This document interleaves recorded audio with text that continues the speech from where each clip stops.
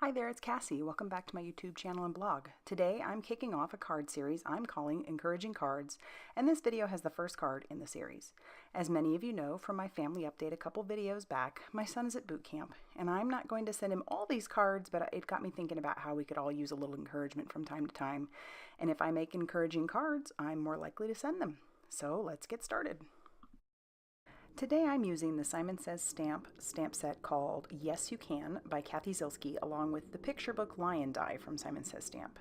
And I have a piece of Bristol Smooth watercolor paper, and I'm going to do some stamping with Archival ink. I received this set of 4 super cute mini Archival ink pads from my wonderful friend Mary. I guess she knew I needed a little pick-me-up, so she checked out my Amazon wish list and sent me some stuff. You are awesome, Mary. So I'm going to be using the sunflower ink from this set for my background stamping. And one of the neat things about Archival ink is that it is waterproof. So it's really good for mixed media. Most mixed media artists will use it. And I do a lot of mixed media. I just don't show it on my channel. But I'm going to show you here how this Archival ink will work really well for a background stamping if you want to put water over the top of it. So I'm going to just ink up my stamp there. I have my stamp platform out, and I am inking up my stamp, and I'm just going to stamp it down until I get the coverage that I want.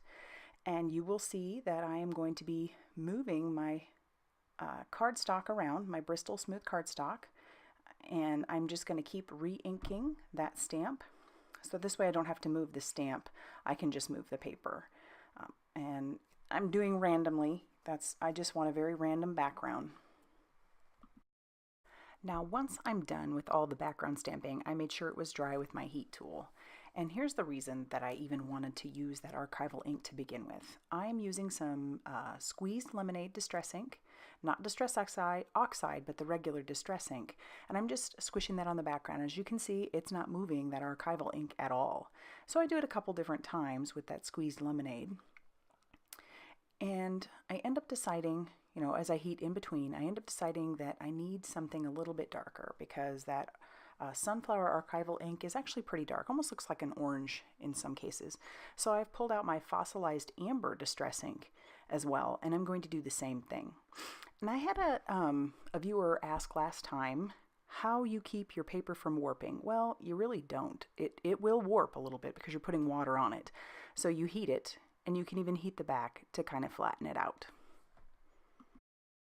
The next thing I want to do is a little bit of ink smushing on some small pieces of that Bristol Smooth cardstock, because I'm going to use these for my die cutting of the lion. And I'm going to do these several times, so I will heat them in between, and I will just use what's left over on my mat, and I will squish that back in there. You've seen me do it a bunch of times, and I just love the effect it gives. It's so pretty.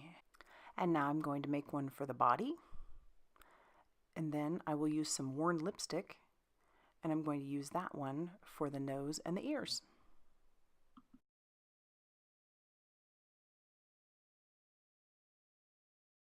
Now I'm ready to do my die cutting, so I will pull out my handy dandy Sizzix Sidekick because the Simon Says Stamp Storybook Lion fits through there perfectly. And I do his mane with my orange panel first, and then the whole image with the yellow panel, being sure to keep the negative piece as well. I'm going to use that negative piece and trace on just on the inside of some lightweight cardstock, because that is what I'm going to adhere all my pieces to. So it isn't pretty. I just trace on the inside a little bit, and then I'm going to fussy cut that out as, you know, good as possible. Doesn't have to be perfect because you're not going to see it. So I'll cover that with tape, and then I'm going to place that back inside my negative piece so that I can adhere all of my pieces correctly, starting with the mane, and then his body, and his little legs. And then I can pull that out of the negative piece once all those pieces are adhered, because I won't need the negative anymore. And I'll put his face in there, and then I use my crystal katana to pick up the really small pieces like his nose and his eyes. However, I want those eyes black, so I'm going to use my Faber Castell Big Brush pen to color them before I adhere them. So here I'm just cleaning up my mat a little bit because that is India ink and it will be permanent. And then I'll grab my crystal katana and put those eyes right back in there.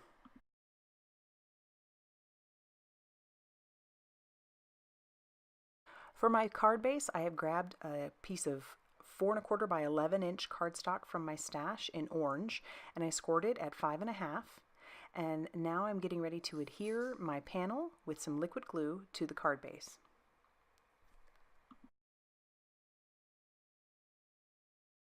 For my sentiment, I've grabbed a piece of black cardstock that measures 1 inch by 4¼ inches. I'm putting my powder bag over the top of that, and then I'm stamping my sentiment with the VersaFine ink, which is a sticky ink. And then once I'm done with that, I will coat it with some white embossing powder a couple times just to make sure it's good and coated. I did notice that my stamp has a bit of an issue, so I'm just using a paintbrush, and I'm taking away the extra that I don't want. So it's just a flaw in the stamp, not a big deal. I can work around that. It doesn't have to be perfect.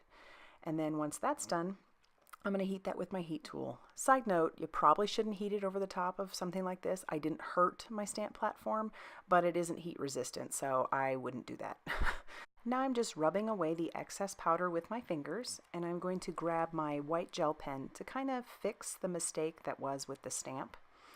And once I'm done with that and that's good and dried, I'm going to use some, I'm trying to figure out how I want to place that on there. So I am going to first grab out my splatter box and some Dylusions black marble, and I'm just going to splatter that over the top because I felt like it needed a little bit more on that background.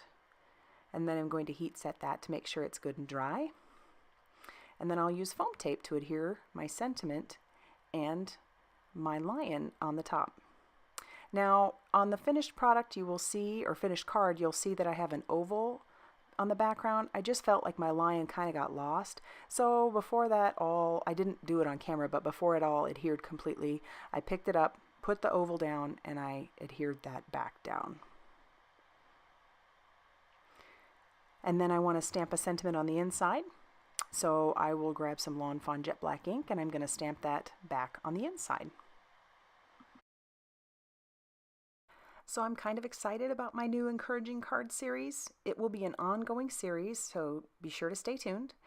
And also hit that like button and subscribe to my channel so you don't miss anything. And as always, thanks for stopping by.